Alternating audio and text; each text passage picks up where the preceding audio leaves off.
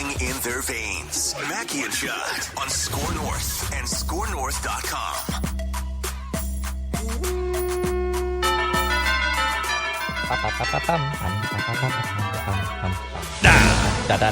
That's going to be my alarm. My alarm on Sunday morning. I'll be in a dead sleep. And then all of a sudden... That's an early wake-up call for you out there. Vikes playing Tottenham. Vikes playing Tottenham. Let's get it. Really excited. It's an early morning on the West Coast, but I welcome it. I welcome the challenge of waking up before the butt crack of dawn to watch the Vikings. That's a 6:30 wake-up call, or a 6:30 kick, right? 6:30 kick. So, I usually get up before 6 o'clock anyway, so I'll just, kind of roll right into the morning routine as the game's going on and see what happens. You can find Vikings Vent Line Early Edition on the Purple Daily YouTube channel, so be sure to check that out. But every Friday here on Mackie and Judd, we turn it over to you guys for your comments, questions, concerns, critiques. You can always send us feedback on these Feedback Friday episodes through the SKOR North app, YouTube comments section. We're all very active, fighting with people on Twitter all the time. Yep. So let's start here. A lot of Vikings feedback. Let's start with Luke Nickel. Maybe I'm overreacting here, and I know we're only 3 games into the new scheme. However, something has me worried. That is the possibility of Justin Jefferson pulling a Stefon Diggs on this team. Whether or not scheming him open or Kirk not getting the ball or to him is the issue, something has to change. He had a great week 1, but he's been fairly quiet ever since. If he's truly the Cooper Kupp of this team, scheming him open shouldn't be a problem. The Rams never seemed to have a problem with that, and they really didn't. Cooper Kupp never had games like, at least last year, like Jefferson had last week. I don't want Jefferson to leave due to a lack of use or productivity to a team he sees as a contender. Just some early season thoughts. Jefferson is currently 15th in targets to start the season. He has 29 targets. Tyreek Hill has 43. Jamar Chase has 41. Cooper Kupp, Stefon Diggs each have 35 with Jalen Waddle. So, yeah, he is nowhere near the top targeted receivers so far. All right. So that is a legitimate point. So I'm not going to just say, "Oh, don't worry about that." It's a legitimate point. But first of all, we're 3 games in. Second of all, O'Connell is new at this job. And so like the Cooper Kupp thing is not simple. And O'Connell, I think, is going to improve in finding ways to scheme Jefferson to a point where he can be targeted more. Is it going to be as much as Kupp? I don't know for sure. The other positive so far, and again, it's only 3 games, is that Jefferson, in his time here, has never shown any sign of being that guy. He hasn't. Now, Diggs didn't for a long time too, so I'm not dismissing it.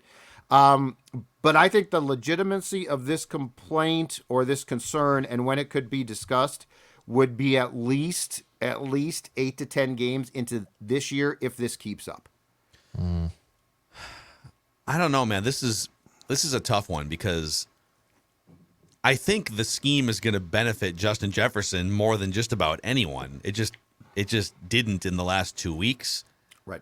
So at the end of the day, like, I guess the question would be, here's where people are going to hate me for this, but this is where the frustration intersection would lie. If the scheme is, because I don't think there's any chance that the scheme is bad. Like the scheme, clearly Cooper Kupp benefited in a life-changing way from the scheme. So the scheme is there. If the quarterback is choosing to not take advantage of certain things within the scheme that would benefit Justin Jefferson, to me, that is the only intersection where tension would lie outside of contract. So that is the thing to watch. I think before it was more Stefon Diggs versus the scheme being outdated and maybe a little bit quarterback, but it was largely like, what are we doing here? Why are we running the ball so much? Please let me feast. The team will be better for it. I don't think that's going to be the problem with Kevin O'Connell. I think the problem would be, if there is a problem at some point, why doesn't this quarterback get me the ball more often? Yeah, but Jefferson also, and the Detroit game was a poster child game for this. Jefferson has to do a better job too. Cooper Kupp runs precise routes, which Jefferson can. But in week 2, he ran a bad route. And Kirk got picked, okay? Yeah. Last week, I believe the first ball thrown to Jefferson was not a great on-target pass, slightly high, but it has to be caught. There was another flat out drop. And so, I think it was Rich Gannon on the 33rd team website last week had a great breakdown of Jefferson's game in week 2. You guys are the best. And you guys are the best. Rich Gannon's great.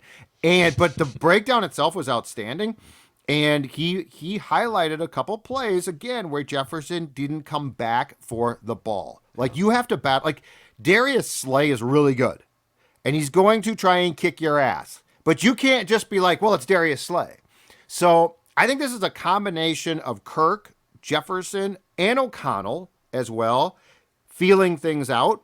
And so I'm not going to say that Jefferson's going to get mad unless this just flat out becomes a trend. And Jefferson, for his part, has to do what he has to do as far as working routes.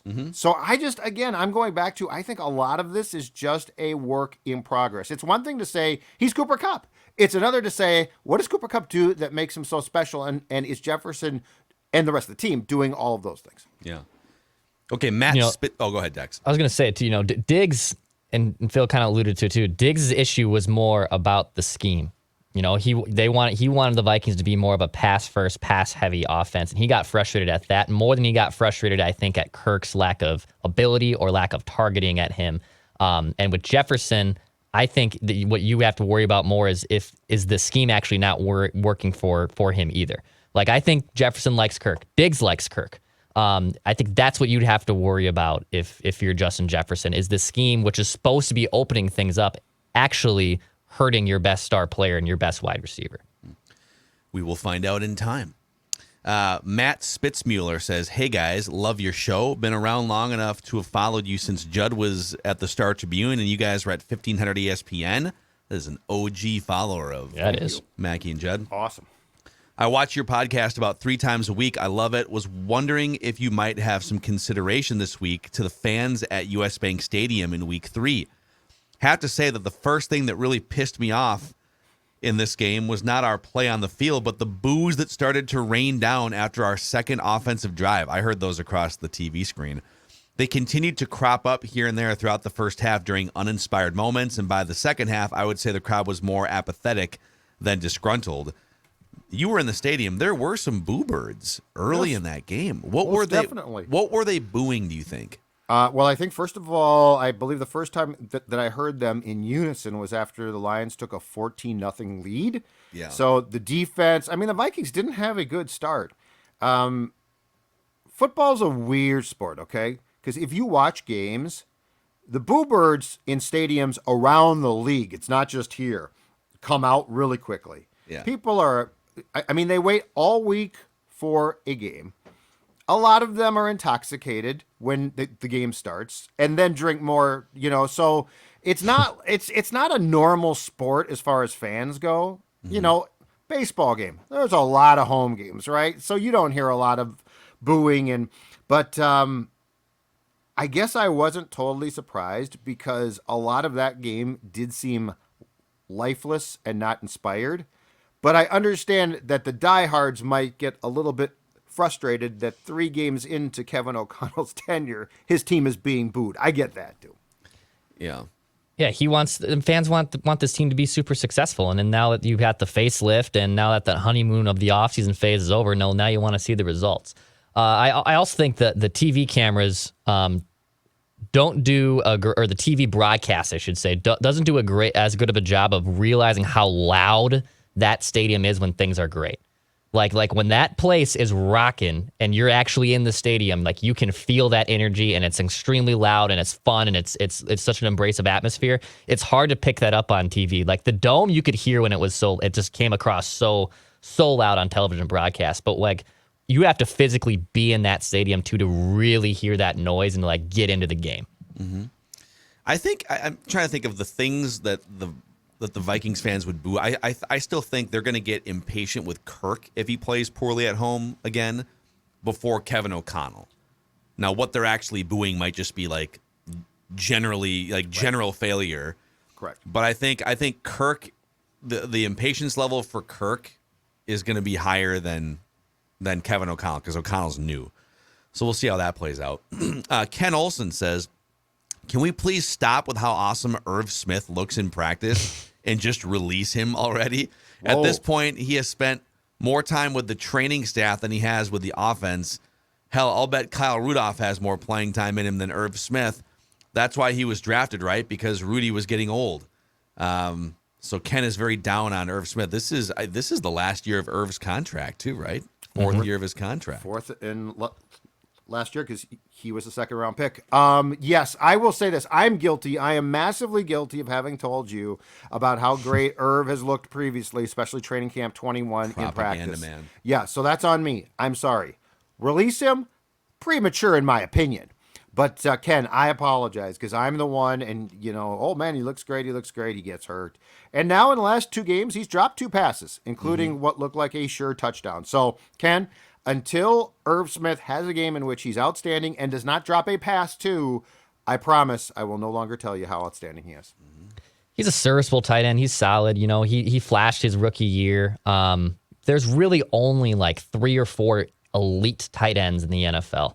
And then the parity, in my opinion, just between, if you want to go off fantasy football, the 6th best tight end in fantasy football and the 12th best fantasy tight end, it's pretty much the same, man. So but he's not even in that group. He's not. I mean, he's outside that group. Getting in that group should be the goal for him, right? It should be the bar. Yeah, it should be the bar. So if he ends up having, a 500-yard season with 6 touchdowns, great. And if he wants to cash out with a team in free agency, go for it. And I think the Vikings can easily replace it. Yeah, it's so interesting. He hasn't given them what you thought that he was going to be, this great athletic pass-catching tight end, and he has not given you any of that. He's no Johnny Munt. He really isn't. He really isn't. Sam Gerber says, for Feedback Friday, I understand why you guys want to see changes to College Game Day and Fox NFL Sunday pregame shows. Even though I love those shows and grew up with them, it's just time to put some people out on retirement. We talked about like Bradshaw and Howie Long have been on that Fox show for 30 years. And Lee Corso is like almost 90 years old, and they just kind of keep running him out there. It's very uncomfortable. And so Sam says, although the one that is going to make me the most sad is when the current format of Inside the NBA on TNT is done, especially Chuck. Oh, yeah, how will they recraft that show? And has Chuck put an expiration date on Chuck? I feel like he's been talking about it might be time to soon. Now, I don't think he'll do it. I don't either. I think it's just him talking. Yeah. But, you don't replace Chuck. Yeah, I'm trying to think of... There's nobody who's going to replace Chuck. Who is like the next... Who's a fairly young, entertaining guy that could step in at some point? Draymond would be good. And he already does some stuff for them, right? I feel like that they've used him. Yes. And they've used Dwayne Wade, but apparently he's stepping off that show now. He was doing like the midweek version, like the Tuesday or Monday version. There have been a ton of guys through the years who we say, oh, God, that guy's going to be in studio fantastic. And they're not. Chuck or they are, but they're not Chuck. Chuck is special. Yeah, I think he's got 10 more years if you pay him. Like, what's he going to do? Yes, I agree. It's a once-a-week gig until the playoffs, and then the playoffs you have to, for like a month basically, you have to work a little bit. Yeah, and Chuck doesn't. So I think Chuck very soon will probably tell them that he's done with all the college basketball stuff, right? Because that doesn't make any sense. He doesn't care. Yeah. He's not. It's bad. So just get rid of Chuck from that, and yes, have Chuck in studio for 10, 15 more years because you ain't replacing Barkley. Yeah. Let's keep going here. Feedback Friday. Actually, there's a draft question here. We're gonna have this one presented by our friends over at the Meadows and Mystic. Because if your team is already thinking about the draft, you're probably already booking tee times as well. Unfortunately. And maybe want to draft a new driver like old Dex Tweets might do this winter. He's been using the same driver for 5 or 6 years. And hey, it's been serviceable, but I need a top 10 driver here, okay? I got the most value out of this rookie scale contract of my driver. I might need a new one here. And if I'm going to go out there at the Meadows at Mystic Lake, you book your tee time at golfthemeadows.com to enjoy a scenic golf course. It's an award-winning 18-hole public golf course. Enjoy some summer golf. It's a little warmer this weekend, but some upcoming fall golf as well. Book your tee time, golfthemeadows.com to learn more. All right, this question comes in from Garrett Wright. Is it too early for some draft talk? There's been a lot of positive things in regards to next April's quarterback class. We all know the story on Kirk, so I'm not going to go too far into that. However, it isn't a bad thing to look to the future, and there are some intriguing quarterback prospects. I'm curious as to if you guys have a draft crush on anyone at the quarterback position. Lots of names to go through, but Will Levis from Kentucky seems to have the it factor. So if you guys have any suggestions of favorites, I would love to hear them. Keep up the good work, my dudes. Okay. I want a mock. So over on tankathon.com right now. Amazing. What is this? Oh, okay. This is the current draft order. So they got the Raiders drafting number 1 because they're 0-3. That's not I don't think they're going to finish with the worst record.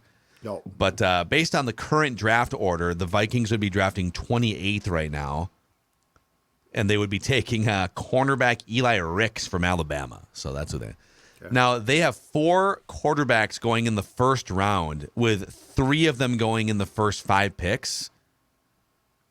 So CJ Stroud going number 1, Bryce Young going number 3, and then Will Levis going number 5. And then you got Anthony Richardson going number 26, the Florida quarterback. So 4 first-round quarterbacks according to Tankathon. And this is part of the problem. If you love one of these top quarterbacks, and right now, like, I don't think the Vikings are gonna be drafting 28th necessarily, but they might draft 20th or 24th. How much capital are you gonna have to trade to move up to get one of those guys after a season in which you probably made the playoffs? And Kirk's, that's the complicated thing about coming this. back more and more. Yeah. Yes. So right. I don't know, man. They're just kind of they've been in this same place for decades, basically, where they're pretty good, but not quite good enough to get the top quarterback off the board. Didn't you ask a question, I think it was a couple of weeks back, about Kirk and the potential that Kirk is going to come back beyond 2023? Like, if they make the playoffs and win a playoff game, yeah. Well, Kirk, we know that Kirk is back in 2023, but Extension time again. But exactly right, because I think 2024 and 25, which technically he signed through, are going to be voidable years. So you're right. So, like, there is a better, if the Vikings are drafting, let's say 25th, make the playoffs and win a playoff game, I think there's a far better chance that it's more extension talk with Kirk than actually eyeing drafting a quarterback, which flies in the face of my plan. But they're not, if they feel that they have gotten, if they feel they're maximizing Kirk, I don't necessarily think they're going to cut bait with Kirk. They do have 3 quarterbacks going in the second round of this Tankathon mock. So 7 quarterbacks going in the first 2 rounds, but they have the Vikings taking Jarrett Patterson. I think he's a guard from Notre Dame, interior offensive lineman from Notre Dame. Okay. So they don't have and that's the thing. Like, if Kirk keeps signing these short-term extensions, so if they have a good year and they win 10 or 11 games, they get to the playoffs, the only thing they're going to be thinking is, ooh, how can we build off that for next year? And they're not going to go into a lame duck season. So I still think they are much more likely to tack years onto Kirk's contract than they are to draft a quarterback in the first round of 2023. At what point in time is Kirk and the team on the same page with having Kirk's potential replacement? And I don't mean Mond. Oh, Kirk's never going to be on I mean, right, but that's what I'm saying is at what point do you say, Kirk, you know what? We'll extend you again. But, dude, now you're what, 36, 37-ish? We've got to have your replacement, not just some slappy backup. When does that conversation take place? And because this administration is clearly on Team Kirk, is Kirk more comfortable with that than he was clearly with Rick in charge as GM? Yeah, he's such a... I don't see Kirk as a guy that's going to be like, oh, yeah, let's bring a young guy in. I'll totally mentor him. And I mean, Tom Brady wasn't cool with that. Aaron Rodgers wasn't cool with that. Brett Favre wasn't cool with that. Most aren't. So I'm not blaming Kirk for that. I mean, if your replacement is sitting right next to you in meeting rooms, it's uncomfortable. So I don't know. But it's also at some point in time a necessary move. So, like, that's the game here, is like, at what point does it not become untenable? Well, what I would rather happen is you play the last year of his contract in 2023. Just say, listen, we like you, but geez, you're 35 years old, and Okay, let's both agree to play the last year of your contract, and then they can make a clean decision after 2023 to either bring him back again, and of course he's going to go hit the open market because that's how he's going to roll, right? Right. Or you can bring in a separate bridge quarterback with a quarterback that you draft, but that would be for 2024. So it's just a weird situation because I don't think you're ever going to draft a quarterback in the first round as long as Kirk Cousins is your starter. You're also taking away an incredible chip for that year's team, like a good, talented player that could be playing, just like Lewis Cine. Yeah, except he Garrett hasn't played Bradbury. yet.